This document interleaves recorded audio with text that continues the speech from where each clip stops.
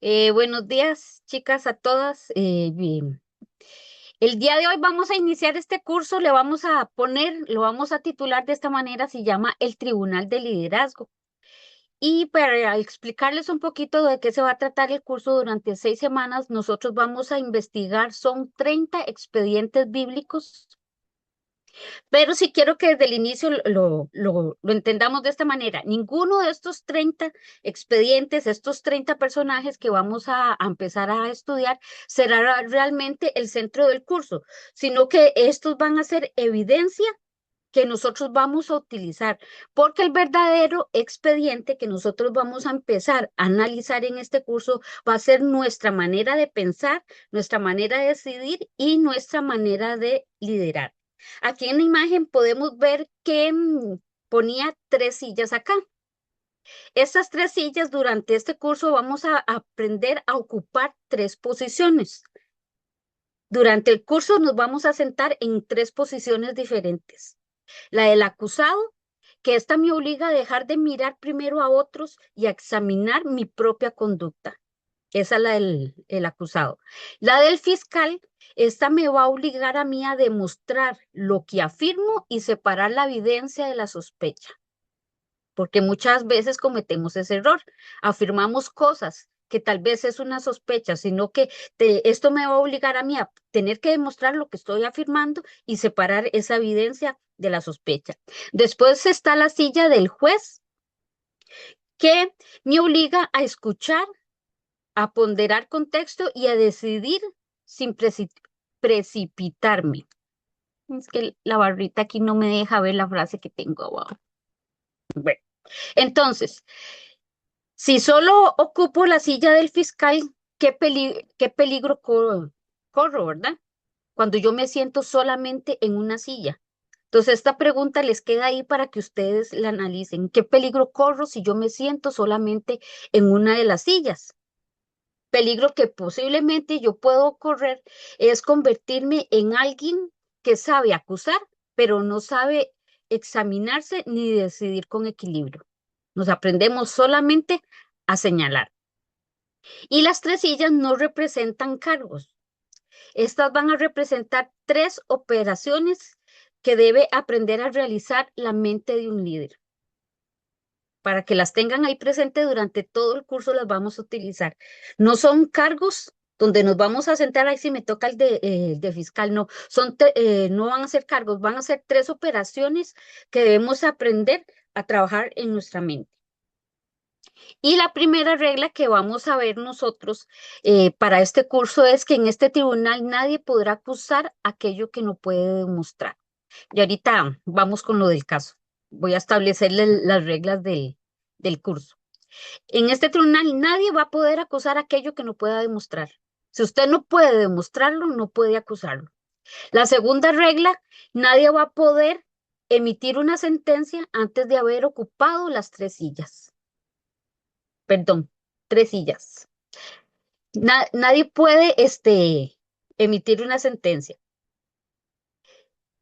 Entonces, ya tenemos esas 2 reglas, ¿verdad? Establecidas. Ahora vamos a comprobar desde el primer expediente por qué necesitamos nosotros esas 3 reglas. Ahora sí pasamos a la siguiente diapositiva. Vamos a trabajar con este caso, los casos se van a llamar expedientes ciegos.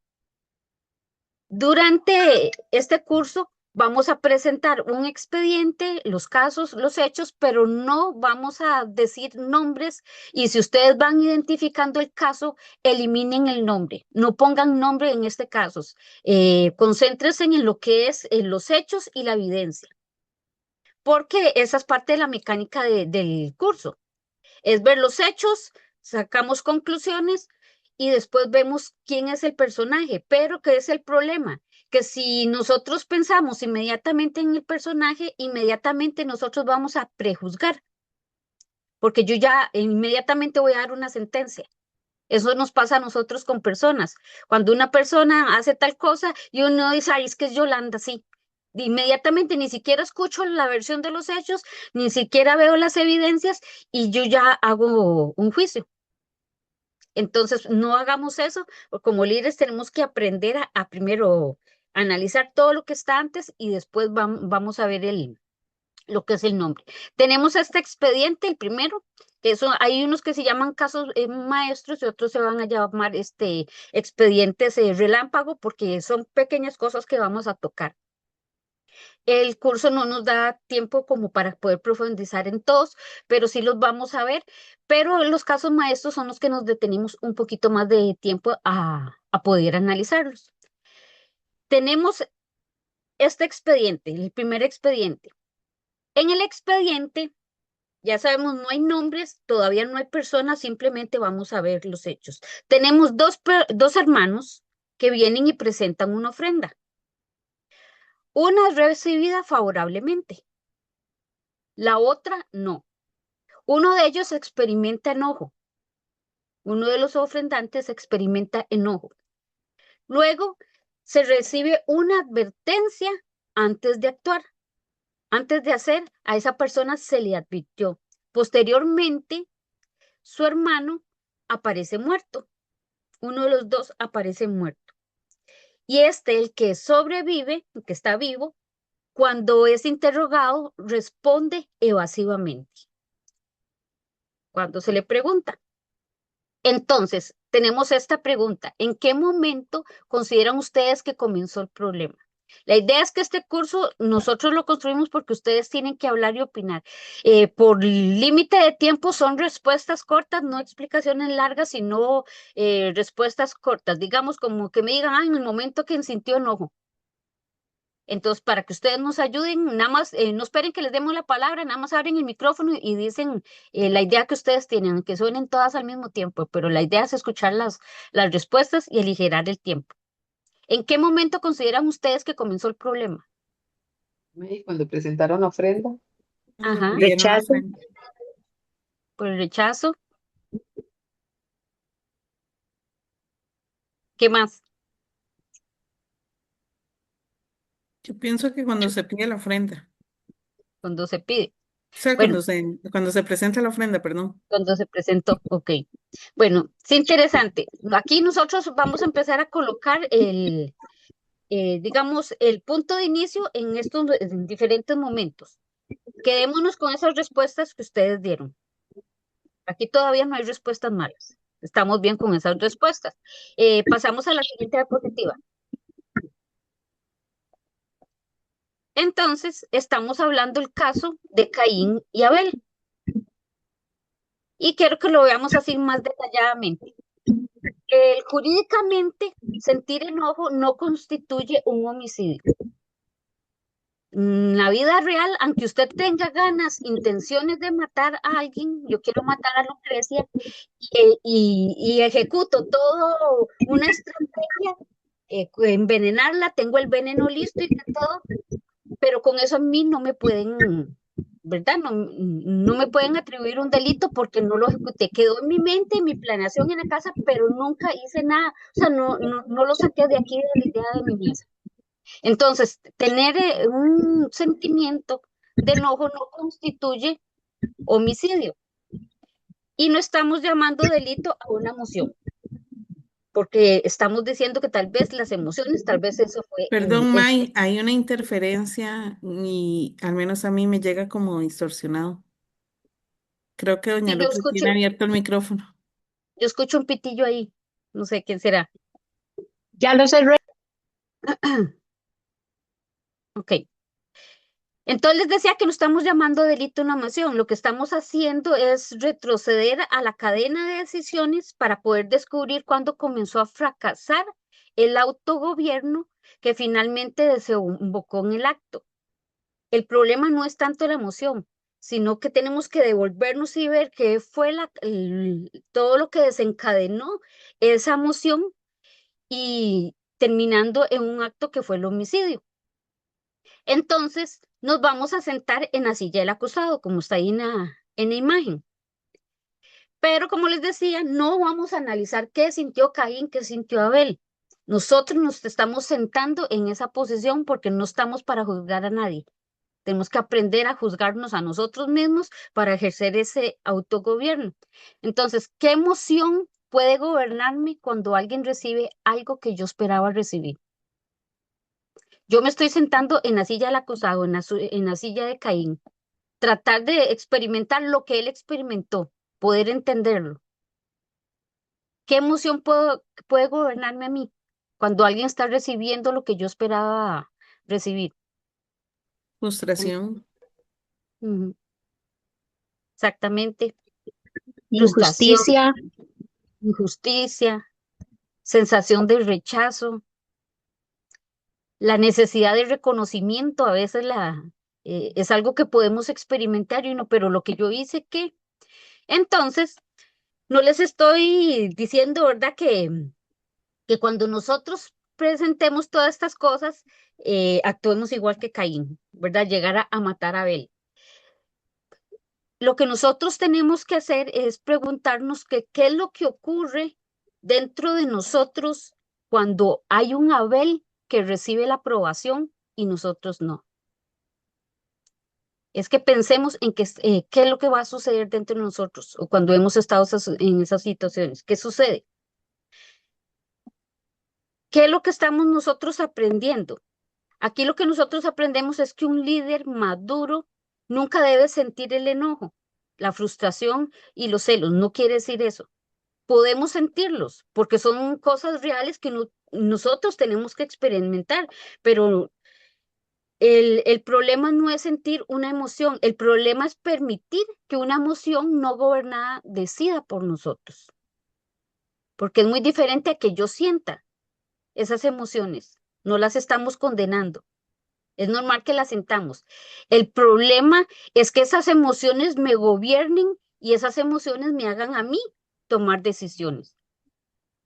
Entonces, para que les quede de esta parte que estamos viendo de Caín y Abel, que estamos hablando del autogobierno, que fue lo que le pasó a Caín, Caín recibió una advertencia, ¿verdad? Entonces, el autogobierno no es una ausencia de emoción, es la capacidad que tenemos nosotros de aprender a reconocerla, a gobernarla, antes de que esta decisión se convierta en una conducta. Esta emoción la convertimos en decisión y la decisión la convertimos en conducta. Entonces, hagamos algo todavía un poquito más difícil.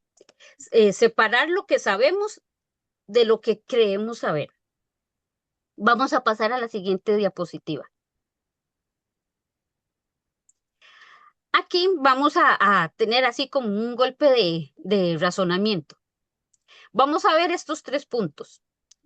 Abel murió, Caín experimentó enojo y Caín mató a Abel con una piedra. Hagamos la diferencia. ¿Cuál es hecho? ¿Cuál es un hecho entre esas tres? La muerte de Abel. ¿Los tres? ¿Las Ajá, tres? la muerte es un hecho. Ok. Ivania dice que las tres. ¿Cuál es interpretación? Las dos. Caín mató a Abel con una piedra. Ivania dice que la dos, Caín experimentó enojo. Esa es una interpretación. Abel era el hecho y la interpretación es Caín experimentó enojo. ¿Y cuál es la información añadida? la piedra, La piedra. Ok. Caín mató a Abel con una piedra. La narración bíblica registra la muerte de Abel. Por eso es importante que tengan el libro. Si no tienen el libro, por lo menos traten de hacer las lecturas en la Biblia toda la historia. Si no tienen el libro, les toca leerse toda la historia para poder entender los expedientes. La narración aquí registra simplemente la muerte de Abel y la responsabilidad que tiene de Caín, ¿verdad? La responsabilidad que tiene Caín, pero no nos entrega nunca una piedra como arma homicida. Y si ustedes retroceden en el tiempo, tal vez piensen en otras historias que han escuchado muchas veces, la gente dice que lo mató con una piedra, presentan una piedra ensangrentada, pero en la Biblia eso no está. Dime, Génesis 4:8 dice, cierto día Caín dijo a su hermano, salgamos al campo. Mientras estaban en el campo, Caín atacó a su hermano Abel y lo mató. ¿Sí? pero no dice que fue una piedra. La gente ha añadido el arma homicida en la escena, y eso es algo que no se registra, pero la gente especula y saca un montón de teorías de cómo sucedió. Y esto nos enseña a nosotros que el cerebro tiende a completar historias. Ustedes ven algo que sucedió y nuestro cerebro termina de completar la historia. Ah, es que seguro pasó tal cosa. Ven a Ibaña que salió brava de una oficina y dicen, ah, seguro la regañaron, seguro se pelearon. Nosotros tendemos a completar historias, nuestro cerebro tiende a hacerlo. Y cuando dejamos nosotros de distinguir lo que está en el expediente de lo que añadimos nosotros al expediente, podemos comenzar a juzgar con nuestras propias reconstrucciones. Y esto nos enseña el primer principio del tribunal, que está ahí abajo, que dice que un líder peligroso no es únicamente quien juzga mal, es quien ya no distingue entre lo que sabe y lo que supone. Este es el primer principio que vamos a establecer en el curso. Un líder peligroso no es únicamente el que juzga mal, sino quien no distingue entre lo que sabe y lo que supone. Entonces vemos aquí que el hecho de la información que el expediente permite afirmar directamente. Eso es un hecho, lo que podemos afirmar directamente. La interpretación significa un razonamiento que atribuimos a los hechos disponibles. ¿Por qué? Porque vemos que sí, la Biblia registra de cierta manera cuáles fueron las emociones, entonces podemos interpretar, o sea, cuánto fue su enojo. Y la información añadida o la suposición es el elemento que nosotros introducimos sin que el expediente lo proporcione. El interpretar para aclarar no es malo. El problema comienza cuando presentamos nuestra interpretación como si fuera un hecho demostrado. Es donde tenemos que también tener cuidado. Vamos a pasar a la siguiente diapositiva. Caín nos mostró una reacción individual que no fue gobernada. Ahora vamos a observar qué ocurre cuando las conductas dejan de pertenecer solamente a una persona y comienza a formar parte de una cultura en general. Aquí tenemos 3 expedientes relámpagos. Tenemos el diluvio, tenemos a Abraham y tenemos el expediente de Sodoma y Gomorra. Una pregunta, si todos están haciendo algo incorrecto, ¿eso disminuye mi responsabilidad? Seamos realistas, hemos estado en muchos lugares donde tal vez la cultura laboral, todo el mundo tiene una mala costumbre de hacer tal cosa, pero como todos los hacen, a veces hasta el mismo jefe lo hace, lo consideramos que es normal. Entonces yo les pregunto, si todos están haciendo algo incorrecto, ¿esto va a disminuir mi responsabilidad? ¿Sí o No, no? no. No, creo que no. La cultura a veces puede explicar una conducta. Lo explicamos, decimos que no, es que todos lo hacen así, hasta el jefe lo hace, vea. Entonces tratamos de explicar esa conducta, pero no necesariamente la justifica. Mari, Entonces, permiso. sí, Nada más puedes devolverte un toquecito a la diapositiva anterior para terminar la frase. Es quien ya no distingue entre lo que sabe y lo que... Ya. ya, ok.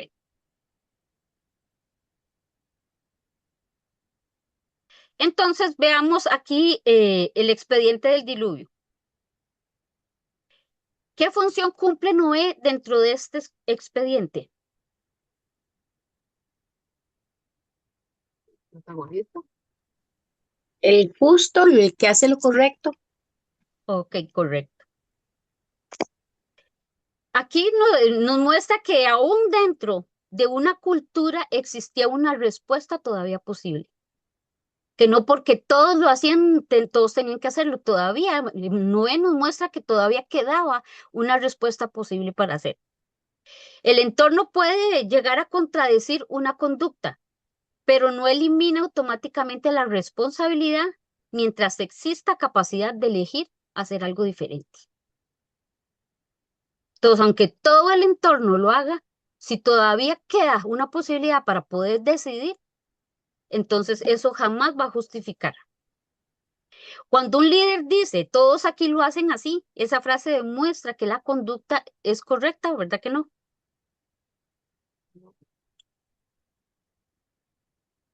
Veamos, ¿qué práctica puede llegar a tolerar una organización simplemente porque alguien dice, aquí siempre se ha hecho así?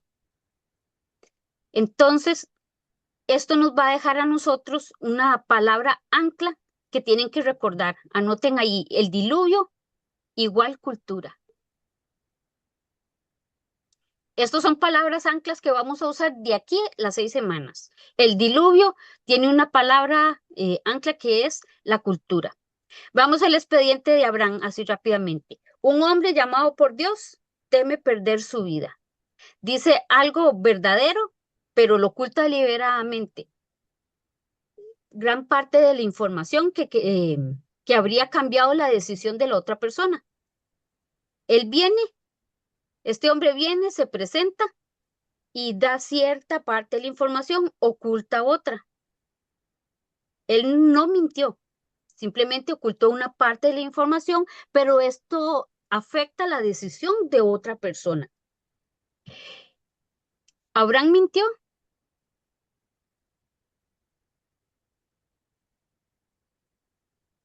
A medias, ¿Estaba diría. bien? ¿Estaba bien que mintiera? No. Para No, él sí, Para él, para otra defenderse en ese persona. momento, sí. Sí. Recuerden que no se adelanten en el expediente, no saquen conclusiones, porque me van a decir, no, porque no, en el momento lo que él hizo, él mintió, estaba bien para él. La pregunta ética no es solamente lo que dijo, que si era verdadero. También nosotros tenemos que aprender a utilizarnos. Utilicé una verdad parcial para producir una conclusión falsa. Cuando él le preguntan, él, digamos, lo que dijo fue verdad, él no mintió. Cuando le preguntaron sobre su esposa, él dijo que no era la esposa, que era mi hermana. Pero dentro de la cultura de los familiares, ¿verdad? Son hermanos, no, para no detenernos mucho en eso. Él simplemente omitió parte de la verdad, pero él nunca mintió. Cuando le preguntaron, no, él no le preguntaron a su esposa, lo que le preguntaron fue a la hermana, ya me hice bolas, ya me enredé. Como La es, si cuestión es que, pariente, algo así. sí, que sí era pariente. La cuestión es que él en ningún momento mintió porque él lo que hizo fue ocultar el resto de la información, porque lo que le preguntaron si era cierto. Pero él omitió la parte de que es mi esposa. Él le dijo a ella, no digas que es mi esposa porque temo por mi vida, a él lo hubieran matado. Entonces él lo que utilizó fue una verdad parcial para producir una conclusión falsa. Toda información que una persona no dice constituye un engaño. Usted está obligada a decir toda la verdad. No. No, que Entonces, no fue un engaño, fue un constituye un engaño. ocultamiento. No, no. Pero aquí es donde nosotros tenemos que aprender a ver diferentes puntos de vista. La omisión se vuelve éticamente problemática cuando se retiene deliberadamente información relevante con la intención de introducir al otro a una conclusión que favorece a quien habla. Si usted no está obligada a dar toda la información, pero cuando usted oculta parte de la información porque a usted le favorece, ahí es donde éticamente nosotros estamos fallando, porque sabemos que al omitir parte de la información, voy a inducir a esa otra persona para que tenga otra conclusión diferente y me favorezca a mí. Entonces ahí sí la podemos constituir un engaño. La falta no está simplemente en no contarlo todo. La falta no está en eso, sino en administrar selectivamente la verdad para producir una percepción falsa o incompleta que me beneficie a mí.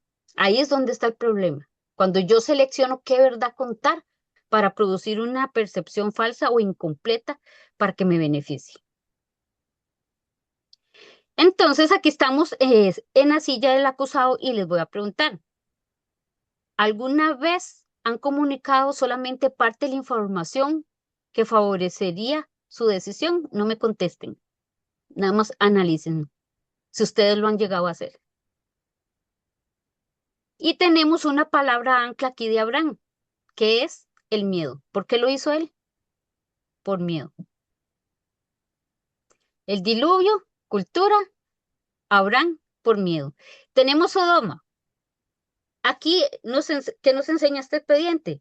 Cuando deja un problema de pertenecer a algunas personas y comienza a convertirse, otra vez lo vemos en toda una cultura. Entonces, construyamos lo que sucedió en Sodoma. Todo lo que hacían ellos empezó a dejar de sorprender. Ya nadie se sorprende de que todos violaran, que todos mataran, que hicieran lo que fuera. Ya nadie se sorprende. ¿Qué pasa? Cuando se comienza a justificar las conductas. Cuando el sistema lo protege. Y cuando quien denuncia comienza a aparecer el problema. O sea que cuando usted es la que denuncia, usted se convierte en el problema. Porque usted está denunciando algo que para todos ya no es sorprendente, para todos ya está justificado y el sistema lo está protegiendo. Una de las señales más peligrosas de una cultura dañada aparece cuando deja de preguntarse si algo está bien o comienza solamente a explicar por qué debe tolerarse. El normalizar no significa solamente que algo ocurra muchas veces. Significa que una comunidad comienza a perder la capacidad de reconocerlo, de cuestionarlo y de corregirlo. Vean que todo esto son herramientas para el liderazgo. El problema es cuando nosotros empezamos a perder esa capacidad de reconocer, de cuestionar y corregir. Una conducta frecuente está automáticamente normalizada para muchos, pero no necesariamente. ¿Cuál es la señal más grave? Que ya no pueda cuestionarse o corregirse sin quien lo haga sea tratado como el problema. Ese es el dilema. Porque puede que hayan errores, pero si alguien puede señalarlo y el problema se escucha y se corrige, está bien. Pero el problema es que cuando alguien señale el problema, esa persona se convierta en el problema. Entonces, Sodoma nos da una palabra ancla aquí para memorizar que es normalización. El problema es cuando ya todo para nosotros es normal. Y hasta ahora hemos hablado lo que es la reacción de la cultura, el miedo y la normalización. Ahora vamos a introducir otro problema diferente que sucede cuando quiero llegar a un resultado correcto utilizando el procedimiento incorrecto. Aquí dice la diapositiva que sí, ¿Cuál era la palabra ancla ahí en Sodoma? en normalización, que tendemos a normalizar todo. Entonces, aquí la diapositiva nos dice que existe una palabra previa que indica quién recibirá determinado destino. Sin embargo, quienes conocen ese resultado manipulan a una persona vulnerable para garantizar que esto ocurra. Vean aquí lo importante. La pregunta que les lanzo, ¿el resultado correcto legitima el procedimiento?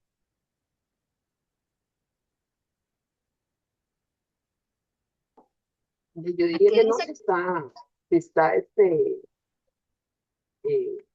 si ha sido manipulado el Sí, dice que procedimiento. está manipulando a un vulnerable para garantizar que esto ocurra. Pero ya eso era una promesa, era parte del destino, eso se iba a cumplir. Pero sin embargo, manipuló para que el procedimiento se diera. Entonces, sí, ustedes me dan la razón, sí, otras tal vez pueden pensar no, está bien, y otras de ahí no, depende de la situación, se puede o no se puede. Recuerden que no estemos pensando en los personajes, estamos pensando solo en lo que se nos presenta en pantalla para poder dar conclusiones. Y aquí estamos hablando de Jacob, Rebeca, Isaac y Esaú. La existencia de una promesa no convierte el engaño precisamente en obediencia. Un líder puede llegar a un lugar correcto de la manera equivocada y que Dios pueda redimir mi decisión no significa que Dios haya aprobado mi procedimiento. No sé si entendieron eso. Dos cosas pueden ser ciertas al mismo tiempo. Uno, el resultado puede coincidir con el propósito anunciado. Y dos, el procedimiento utilizado puede seguir siendo incorrecto. Entonces, Sí, digamos, pensando en, en el ejemplo que estás poniendo, Dios había dicho que que el hermano menor le iba a servir al mayor, ¿cierto? sí, Ajá, pero el asunto fue, al final siempre se dio, pero hubo una manipulación de parte de Rebeca. ajá, Ujú. Entonces, eso quiere decir que a la vez, digamos, se podría decir que a la vez Rebeca manipulado el procedimiento, entonces ese nombramiento de Jacob ya no es tan válido, aunque Dios ya lo había dicho. sí. No, Dios lo había prometido, pero al final, digamos, Dios redime la falla. Ujú. Dios llega a redimir la falla, que les decía que Dios puede redimir mi decisión. O sea, aunque Dios redima esa decisión, no significa que Dios esté aprobando el procedimiento que yo hice. Dios Así redimió sí, la, el procedimiento. El O sea, ajá, es procedimiento pero estuvo decir, no, mal porque Rebeca intervino. perdón, sí, no aprobó ese procedimiento. se cumple el propósito aunque el procedimiento fue manipulado. Ajá, Y Dios igual respalda el cumplimiento del propósito. sí, respaldó ese cumplimiento, pero no aprobó lo que ellos hicieron. Correcto. Ujú, ujú. Entonces, nosotros no podemos decir de ahí, es que, porque a veces decimos que no importa los medios, ¿verdad? A veces tendemos a decir eso. Entonces, un líder puede llegar al lugar correcto de la manera equivocada, no podemos hacerlo. Entonces, esto nos hacía una pregunta. Si May, finalmente pero ocurrió, sí, sí lo legitima de alguna manera.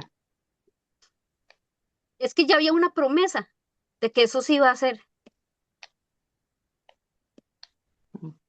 pero no aprobó que ellos lo hicieran. O sea, Dios de sí o sí, eso iba a llegar a ser. Él no necesitaba que nadie interviniera. Y ella intervinió para tratar de acelerar el proceso. May. ¿Sí? De hecho, me gusta lo que puso Fa en el chat porque puso, acá entra la dependencia y confianza en Dios. Y eso me acordaba Ujú. otro caso en el que también hubo una intervención y fue cuando Sara, si no me equivoco, le pidió a su esposo que tuviera un hijo con su criada por la desesperación de ver que su promesa no llegaba. Y sabemos pues todas las consecuencias que trajo eso, ¿verdad? Sí, amén. Muchas gracias. Bueno, continuemos porque se nos está yendo el tiempo. Entonces les decía, si finalmente ocurrió lo que Dios había anunciado, ¿eso convierte retroactivamente el engaño en obediencia? No. El líder maduro no pregunta solamente, funcionó. Un líder maduro también pregunta cómo llegamos hasta aquí. Porque a veces como líderes nos quedamos con el resultado, quedó bien, no. Un líder maduro tiene que preguntarse cómo fue el procedimiento para llegar hasta ahí. Pasamos a la siguiente diapositiva. Aquí volvemos a las tres sillas. Vemos la silla del acusado que me dice, estoy intentando ayudarle a Dios a cumplir algo mediante presión, manipulación o control. Aquí yo cuestiono mi liderazgo. Si yo le estoy ayudando a Dios para cumplir el propósito. Me siento ahora en la silla del fiscal y me pregunto, ¿qué medio incorrecto he utilizado? Todo esto es para que ustedes hagan una auditoría de su liderazgo. ¿En qué silla me he sentado? Y aquí ustedes no se ven como usted dentro, sino usted se ve sentada al frente de usted misma y usted misma se está acusando. ¿Qué medio he utilizado? Y después vemos la silla del juez. Dice, debe evaluarse solamente el resultado o también el proceso que produjo ese resultado. Ahora, como juez, usted analiza hasta dónde he llegado, según viendo de la parte del acusado, viendo la parte del fiscal, yo junto pruebas, evidencias y analizo el resultado. Este expediente nos deja una palabra clave que es medios, o sea, los medios que utilicé para llegar ahí. Jacob nos enseñó a investigar el procedimiento, porque la importancia no era solo el resultado, sino el procedimiento. Y el próximo expediente nos va a obligar a hacer algo todavía un poquito más difícil, que es investigar qué puede demostrar realmente una evidencia. Pasamos a la siguiente. Aquí tenemos igual, no hay personaje, simplemente vemos evidencias. Dice que tenemos una prenda y parece que esta prenda lo probaba todo. Este es uno de los momentos más importantes. Vean, tenemos una acusación sexual grave. Tenemos una pertenencia del acusado en manos del denunciante. Y vemos ahí la prenda donde está. ¿Qué prueba esta prenda? Que el acusado sí estuvo ahí. Ajá.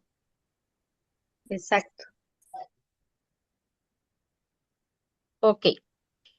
Pero la prenda acredita que el objeto pertenece a José y terminó en manos de la denunciante.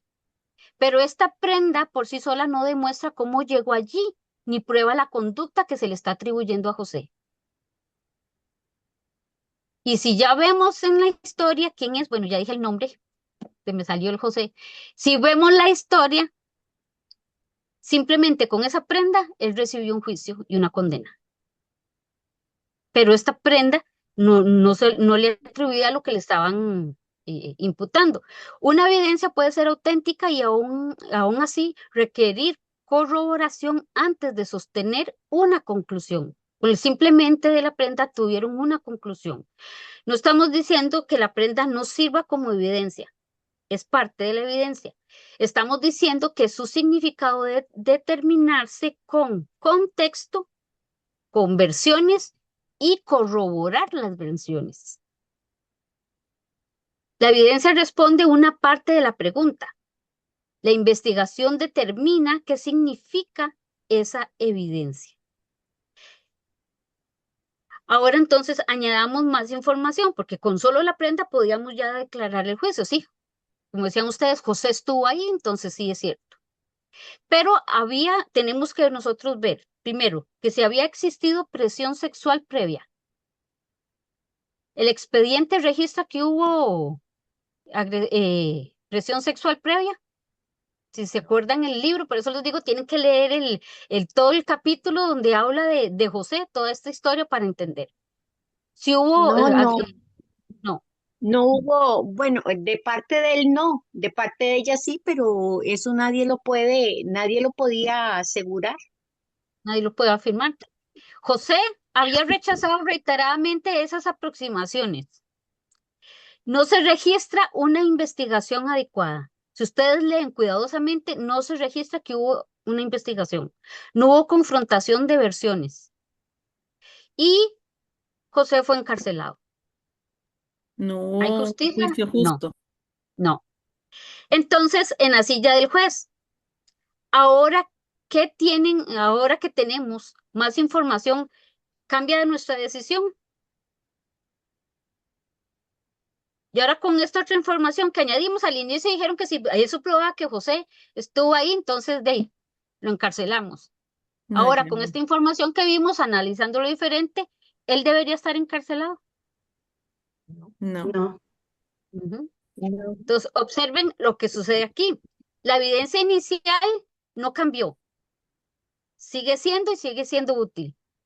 Lo que cambió fue que la cantidad de contexto disponible que había que no se utilizó. Y esto nos enseña el principio 2 del tribunal. Veanlo ahí donde está abajo. El líder que decide demasiado rápido puede terminar castigando precisamente a quien debía proteger. Y muchas veces nosotros tomamos esas conclusiones rápidas y terminamos castigando y precisamente a esa persona tal vez teníamos que protegerla, no castigarla. Tomamos una mala decisión, solo por una parte de la evidencia. Entonces, la evidencia significa conclusión automática, ¿verdad que no? ¿Qué nos faltaba aquí? El contexto, contrastar las versiones y corroborarlas. Esto nos regala a nosotros otra palabra clave para este expediente de José, que es evidencia. Todas esas palabras al final las vamos a juntar y vamos a ver lo que vamos a construir. Evidencia. José fue perjudicado porque otra persona controló la narrativa en la forma que se presentó. Y el próximo líder tendrá el problema contrario. Sí tendrá autoridad para decidir, pero comenzará a sentir la presión de quienes lo rodean. Él podía controlarlo. Vamos a la siguiente. Tenemos un líder y el principal líder está ausente. La gente comienza a inquietarse, no sabe cuándo va a regresar. La presión empieza a aumentar. Usted queda como autoridad visible y cientos de personas comienzan a exigir una solución. Y aquí les presento 3 opciones. Usted como líder, ¿qué haría? Todos la están presionando. El otro desapareció y usted tiene que ver qué resuelve. ¿Qué decisión toma usted? La opción A, mantengo el límite aunque pierda la popularidad. No me den la respuesta que ustedes saben que debería ser la correcta. Es la respuesta que usted en la vida real usted tomaría. Porque todos sabemos cuál es muchas veces sabemos lo que tenemos que hacer, pero no lo hacemos. Entonces, no den la respuesta que ustedes saben que debería ser la correcta. Den la que usted tal vez tomaría. A, mantengo el límite aunque pierda la popularidad. B, les doy algo temporal para calmar la situación, por mientras que el otro aparece. C, adapto mi respuesta a lo que la mayoría está pidiendo porque necesito conservar la unidad, porque si no esto se va a hacer un desastre. ¿Qué opción yo elegiría? Nada más Yo piénselo, la, vamos. La A, mantiene el límite. Ok. La B. La B, pasemos a la siguiente. Aquí estamos hablando de Aarón.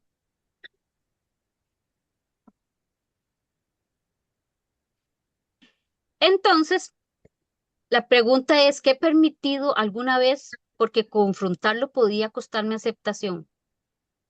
Piénselo. ¿Qué hemos llegado nosotros a permitir? Me siento en la silla del acusado para hacerme esa pregunta. Me paso a la silla del fiscal. Aarón no inició la petición. ¿Reduce, aumenta o modifica eso su responsabilidad? ¿Y por qué? Aarón no le inició, ¿verdad? Ahí les doy la respuesta. Él no le inició. Pero esto reduce, aumenta, modifica eso su responsabilidad. No lo vamos a detallar, nada más dígame en sí o no. No, para mí no. No. Iniciar una conducta no es lo mismo que facilitarla teniendo autoridad para impedirla. Te lo repito, iniciar una conducta no es lo mismo que facilitarla teniendo autoridad para impedirla. Bueno, ya tengo. Igual tenía la misma responsabilidad porque él pudo haberla evitado. Puede que alguien no sea el autor de la idea y así convertirse en responsable de su ejecución. Aquí en la silla del juez nos pregunta qué responsabilidad tiene un líder sobre una conducta que no inició, pero que tenía autoridad para impedir y terminar, y terminó facilitándolo.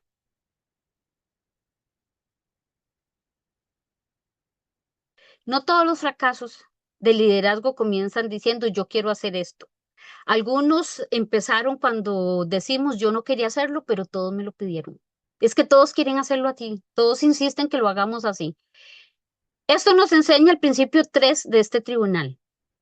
La presión de la gente no elimina la responsabilidad del líder. Revela quién gobierna realmente al líder. Esto es lo que va a revelar. La presión de la gente no elimina la responsabilidad del líder. Revela quién está gobernando realmente al líder.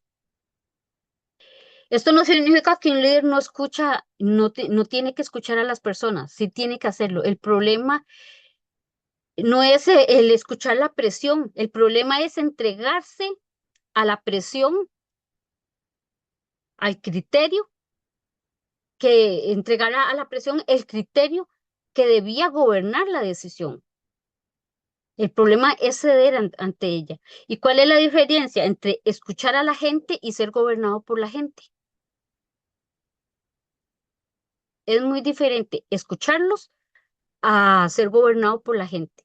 Nosotros tenemos que escuchar a la gente, tenemos que saber sus opiniones, tenemos que entenderlos, pero no podemos dejar que ellos nos gobiernen y nos digan cómo hacer las cosas. Y esto nos da una palabra clave, que es ancla.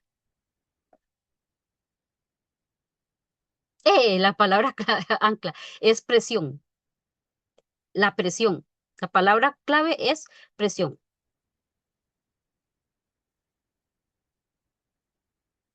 Entonces, Aarón nos muestra el peligro de una autoridad que cede frente a quienes están debajo de ella.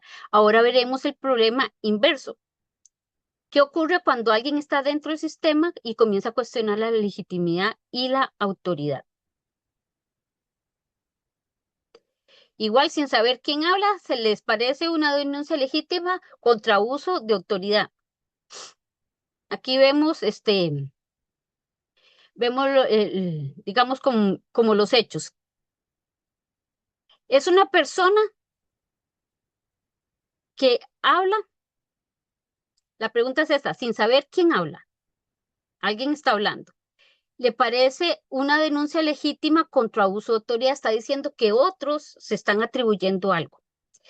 La persona que habla pertenece a los levitas, ya posee una función dentro del sistema, se asocia con otros líderes, participan aquí 250 hombres reconocidos, no presenta evidencia concreta del abuso, les voy a decir el nombre, de Moisés, porque el caso ciego está así como un poquito complicado, y disputa funciones que no le fueron alegadas.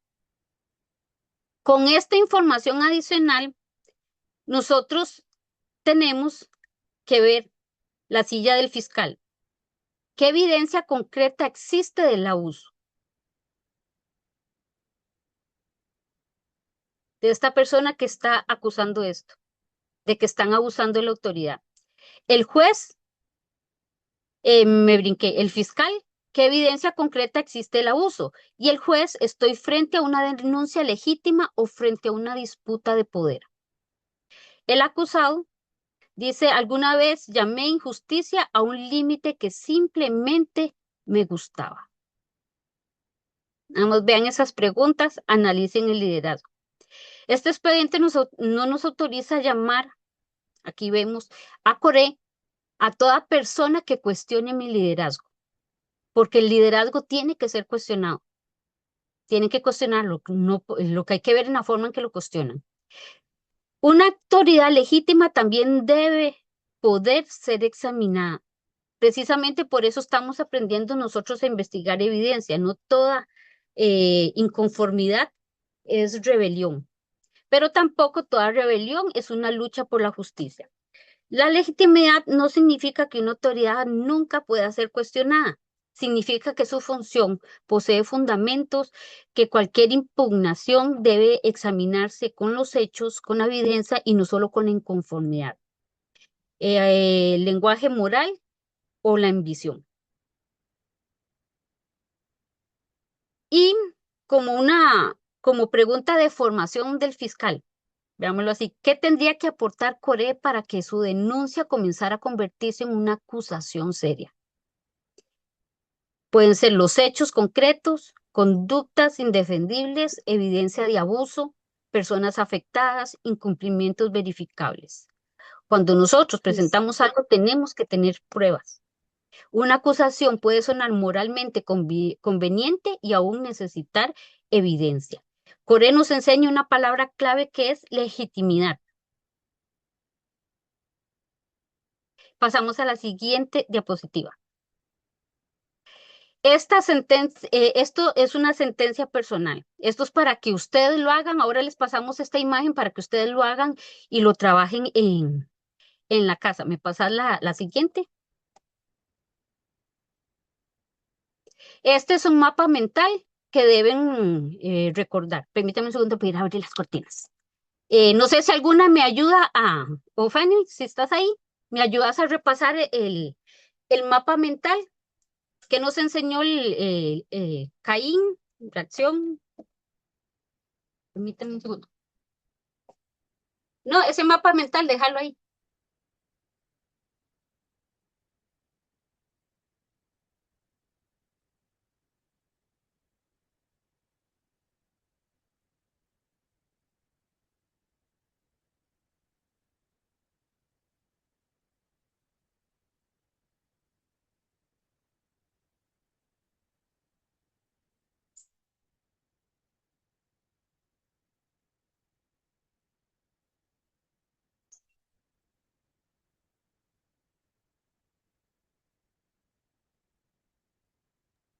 Ok, chicas, si pueden ir diciéndonos qué ven ahí. Vemos en Caín que había qué, reacción, ¿verdad? Reacción. También vimos que en Abraham había qué. Miedo. Recuerda Miedo. que estas son las palabras claves que vimos. Había miedo. En Jacob habían medios. Ahí se utilizó el becerro, había una presión. Creo que está equivocado. En el diluvio había una cultura. En Sodoma había una normalización. En José había una evidencia. En Coré había una legitimidad, que eso es muy importante. Entonces, aquí estamos viendo el mapa. Aquí lo estamos observando, estamos viendo esta parte, pero vamos a ver lo siguiente. De Caín esperamos esa reacción. Del diluvio, la cultura. Y así cada una de las palabras que hemos visto de legitimidad, esta imagen también se la vamos a pasar. No necesitamos acá que recuerden las 8 explicaciones completas en este momento.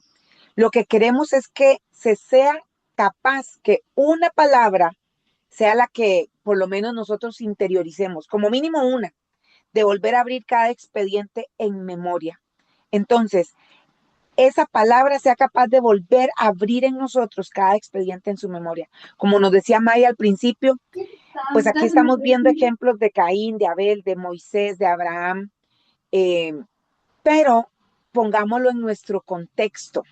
¿Cómo estamos nosotros?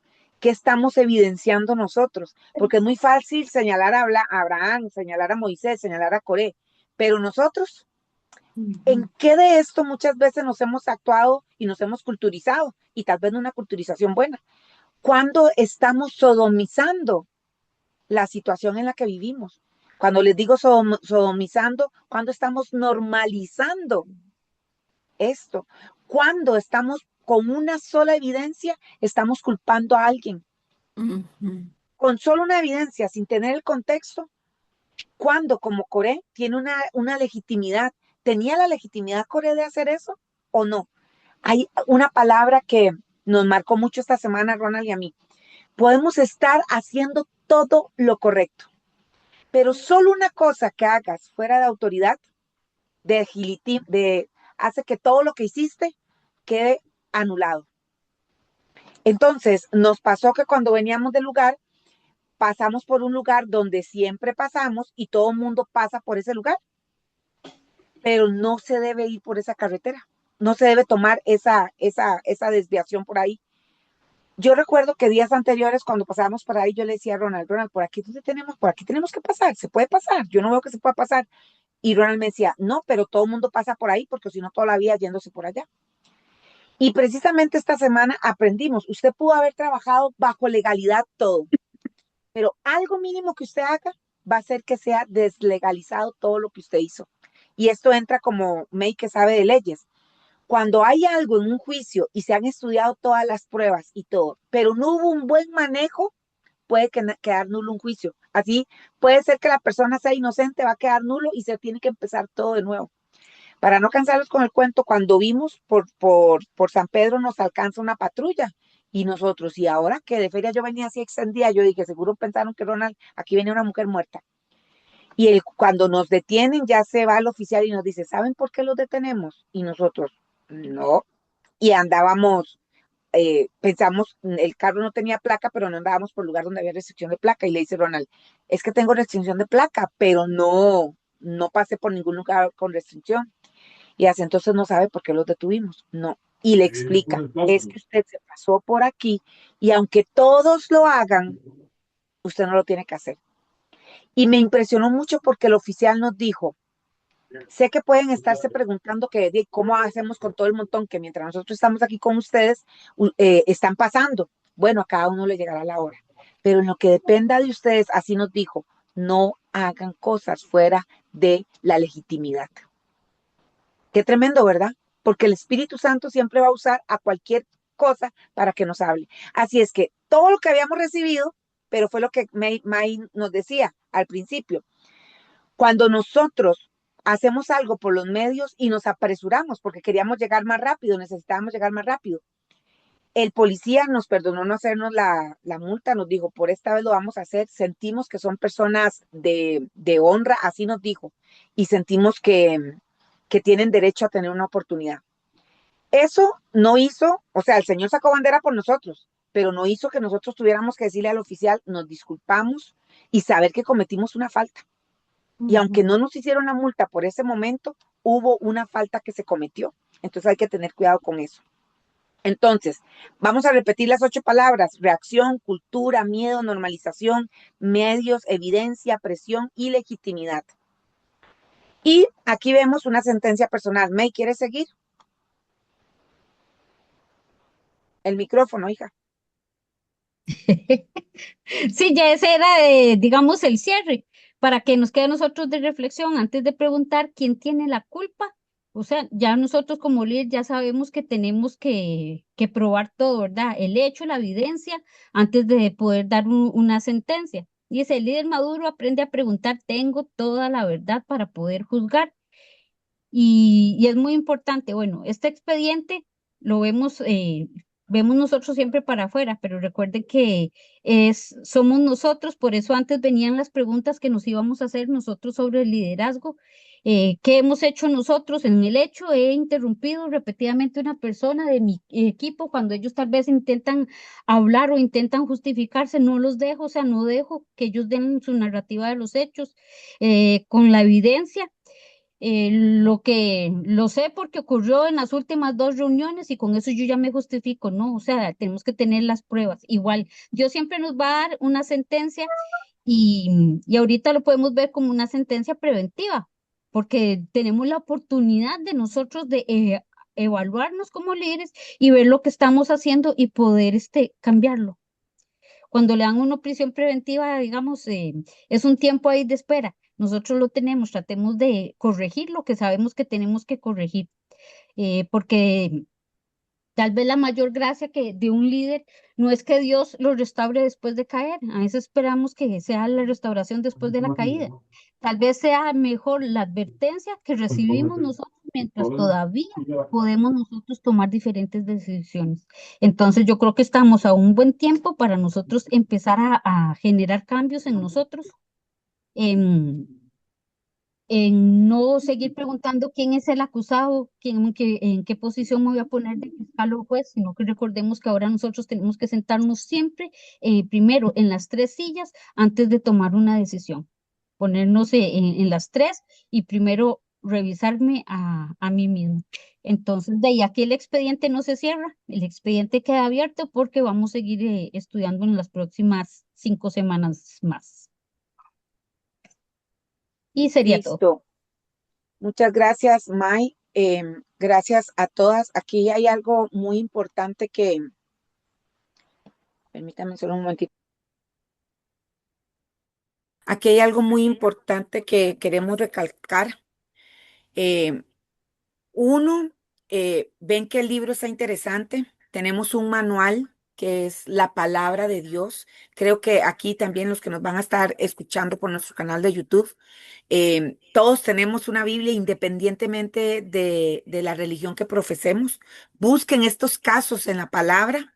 Ustedes lo van a encontrar en la denominación que usted quiera. Usted va a encontrar todos estos casos de los que hemos hablado acá. Pero también aquí vamos a estar recibiendo la mentoría y nosotros les vamos a estar dando esa guianza. Pero si usted también desea tener el libro, puede conseguirlo a través de Amazon. Entonces, usted busca el libro. Aquí en nuestras redes también vamos a estar poniendo el link donde usted puede encontrar el libro para que usted lo pueda adquirir. Las personas de Alajuela, si desean el libro, nada más nos avisan y pues si tiene una inversión, y se comunican y coordinamos con Maibel para, yo los puedo estar entregando esta misma semana por si necesitan y quieren tenerlos. Entonces, nada más se comunican con Maibel, coordinan lo del pago y ya con Mai yo coordino para podérselos ir a entregar hacia sus lugares donde lo necesiten. ¿De acuerdo? Recuerde, la fuerza en esta está en la conclusión. Comenzamos esta clase preguntando quién era el acusado, quién el fiscal y quién es el juez. Pero si algo debe permanecer después de hoy es esto. Antes de preguntar, como decía Mabel, quién tiene la culpa, un líder maduro aprende a preguntar, ¿tengo toda la verdad para juzgar? Estamos teniendo toda la verdad para juzgar, porque nos es más fácil señalar a Yolanda que señalar a Fanny. Para Fanny es más fácil señalar a Lucre que señalar a Fanny, ¿cierto? No sé si se identifican.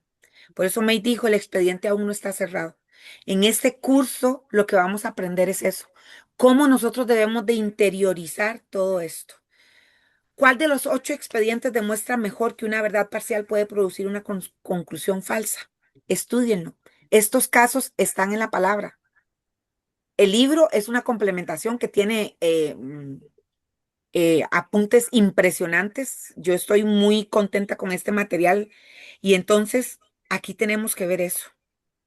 Estamos en proceso, pero no podemos permitir mire, esta obra todavía está en proceso, perdóneme porque soy humana. Debemos dejar de decir eso. Mira, hasta es un dicho que a veces decimos, perdón, pero no puedo ser tan perfecta. Sé que soy muy, muy, muy carga, pero en alguna cosa tengo que fallar. Esas cosas hasta nosotros no deberíamos de decirla. En nuestro liderazgo, un liderazgo que impregne, un liderazgo que trasciende, debemos de marcar diferencias.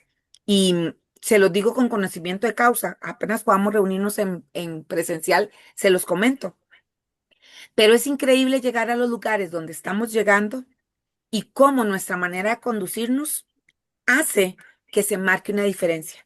No porque seamos diferentes, no porque seamos perfectos, sino porque mostramos lo que somos sin tener falsas humildades, porque tenemos muchas humildades. Bueno, de ahí soy humano, me equivoco. En algo me tenía. Eso no lo deberíamos de decir, porque si es cierto, nos equivocamos, pero es nuestra responsabilidad llevar todo eso todos los días, esa carguita, y presentarla. Entonces, que esto nos quede de experiencia. Vamos a mandar las imágenes que se tienen que mandar para que ustedes las puedan revisar. Nos vemos la próxima semana, si Dios lo permite. Y gracias a todos los que nos están viendo por nuestro canal de YouTube. Si quieres tener más información sobre la Academia de Reyes Rehoboth Costa Rica, puedes escribirnos, buscarnos en nuestras redes como Academia de Reyes Rehoboth Costa Rica o escribirnos al 8332-9187 y con mucho gusto vamos a estar ahí comunicándonos con ustedes. Gracias a todos, que el Señor les bendiga. A todas, que el Señor les bendiga y nos vemos la siguiente semana. Bendiciones. Bendiciones, chao. Chao. Muchas gracias. Gracias, May. Decía bien.